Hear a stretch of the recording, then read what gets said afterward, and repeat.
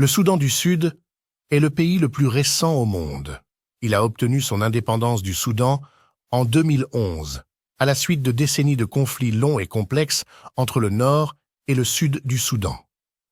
En 1956, le Soudan a obtenu son indépendance de la colonisation anglo-égyptienne, et les différences religieuses et ethniques entre les habitants du sud et du nord sont rapidement apparues.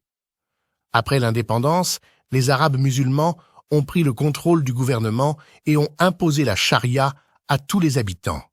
Cela n'a pas satisfait les habitants du Sud, majoritairement chrétiens, qui ont commencé à souffrir de marginalisation économique et politique de la part du gouvernement.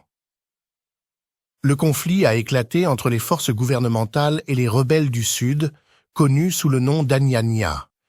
Les combats ont atteint leur apogée dans les années 60 et ont continué jusqu'à l'accord d'Addis Abeba en 1972 qui a accordé l'autonomie au Sud.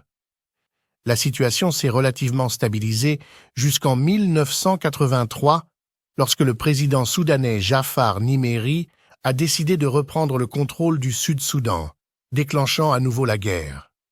Celle-ci a duré jusqu'en 2005, année où un accord de paix a été signé, accordant au Soudan du Sud une période de transition de 6 ans. À la fin de cette période, un référendum a été organisé pour décider du sort du Sud-Soudan, et environ 99% des habitants ont voté en faveur de l'indépendance. Le nouvel État a été reconnu par la communauté internationale.